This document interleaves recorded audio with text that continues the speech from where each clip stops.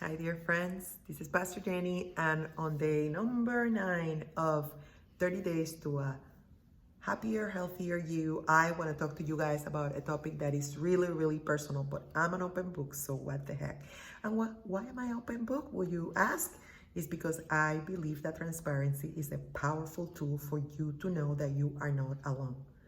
I do not want to come across as someone that has it all together. Can you see my face? I've had a long day. Today is Friday. You can see the circles. It's okay. I don't need to be all made up all the time. The reality is that you see me made up all the time because I'm going to work. But if you saw me outside of that, you would see me like this or even without no makeup whatsoever. But the point is that today I want to talk about food addiction. As I have told you guys, oh, by the way, if you are joining our channel for the first time, welcome to the family. Make sure you subscribe and make sure you press that bell so that you can receive notification when we post something new. We are in the middle of 30 days to a happier, healthier you. I am leaving the link of the whole series in the description so you can get caught up with the prior 8 days and with the rest of the days. And I am also leaving a link to Dr. Fong and Dr. Fels, who are doctors that I believe in and that I have researched and I've read their books and that are forming the basis for a lot of the things that I share. I am not a doctor, but I am a woman that have lost 145 pounds 2 years ago. It took me 5 years. I have kept the weight off and I continue every day to fight for my health. Now, I wanted to talk to you guys today about food addiction because at some point in my life, I came to the conclusion that I had an addiction, that I had an addictive problem when it comes to food. It doesn't mean that I am denying responsibility for my actions. Every addict at some point was not an addict, but he or she started putting stuff in their body that was probably not good for their body, whether that's cigarettes, whether that's alcohol, whether that's illegal drugs, whatever it is, you start putting it in your body, and the more you put it in your body gets used to it, and your body asks for more and more and more until the time comes when you are no longer able to say no. I know a lot of people that face an uphill battle trying to stop smoking or stop drugs, and it's hard. And so the moment I stopped beating myself up, the moment I was able to come before God and say, you know what, yes, I failed you when I tried to deal with my emotions and my situations by eating food. At the beginning, I thought it was just depression, but in reality, it was a lot of things that I was dealing with, right? And that most of us still deal with, right? But I was beating myself up. I was just saying I'm a moral failure. I'm horrible. I don't deserve to be a pastor. And I am setting such a bad example. And you know what I was doing when I was beating myself up? I was sabotaging my own efforts. Because as long as I was so negative with myself, so mean to myself. And you know, one time, my friend Vinola from Weight Watchers, which was one of the things that I tried for a full year and was very helpful to me, she told me, if somebody came to you and spoke about themselves the way you speak about yourself, what would you tell them? And I started thinking about it, and I'm like, yep, I would tell, don't say that. You can do this. You're going to be okay. You are beautiful inside and outside. And I remember Vinola told me that you need to start treating yourself nicely. And really, when you think about it, God says, love your neighbor as yourself. We really cannot love others if we don't have love for ourselves.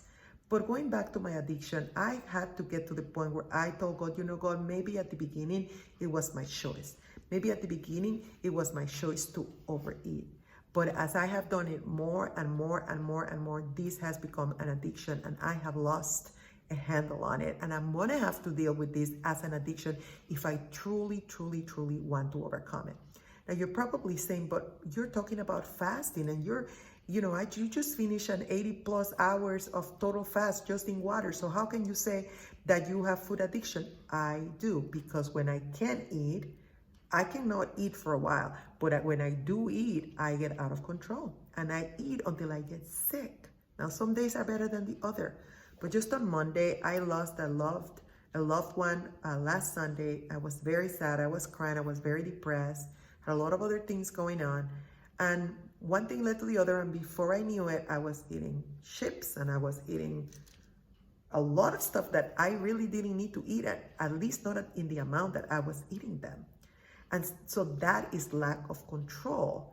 And that lack of control, right now, I cannot control it without treating it as what it is, an addiction. My body asks for it now because I've gotten my body used to it.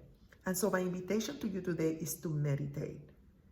Is really what you have going on with food a weakness, or is it actually an addiction? Because if it is an addiction, you have to call it what it is. And I am going to share, as soon as I'm done with this series, I am going to take you guys, I'm going to walk you guys through the 12 steps of Overeaters Anonymous. I have joined that group. I have gotten a sponsor. And although I know that I've had food addiction now for a while, I think I needed to follow a process where I learned, where I educated myself. I am definitely not where I was 7 years ago, but I still am not where I needed to be. And I prayed about it. And recently the Lord put me in touch with this group of people. And I'm like, yes, this is another chapter in my walk towards complete health. And I am following that process of Overeaters Anonymous. And basically what it follows is the same 12 steps for Alcoholics Anonymous or for Narcotics Anonymous or for anybody dealing with any other type of addiction. And so my friends, when we are done with this series, I'm going to walk you through that process. But in the meantime, I want to encourage you to really meditate. If you're a believer, get on your knees and ask God. If you're not a Christian, then whatever you do, to whoever you pray for, but make an effort to meditate in your heart and try to really, really ask yourself, is this really in my control? Is this really under my control? Because if you feel that you've lost control, then maybe you're dealing with an addiction. And the first step to deal with an addiction is admitting that you have one and that you don't have the intrinsic power to overcome it. And so I want, in this 9th day of 30 days to a happier and healthier you, I want to invite you to be honest with yourself. Sometimes when we hear the word addiction, we don't think of food, but maybe we need to start thinking about food. And I'm already on my fifth step with Overeaters Anonymous. And I'm telling you, it's opening my eyes and I cannot wait. I want to finish it. And I want to be able, when I stand before you and I share this information with you, I want to be able to really understand the concepts that I'm studying. But I'm telling you, what I've studied thus far in the last 4 weeks, it is showing me so many things. And I am convinced more than ever that what I have is an addictive problem to food. And maybe is what's going on with you. Be honest with yourself. Start exploring your heart. Start doing a journal of why you lose control, like I do sometimes about food. Get to the place where you say, I can't continue going this way. You need to get sick and tired.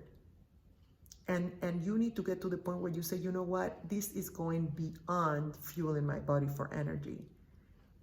Food has become an obsession. Food has become an addiction, and I obviously don't have the power to control it. I think if we all can get to that place, that is a great place. That's a great beginning to start pushing away and start developing practices and habits, some of which I'm teaching you in this series that are going to help all of us to have a better life, to have a better future.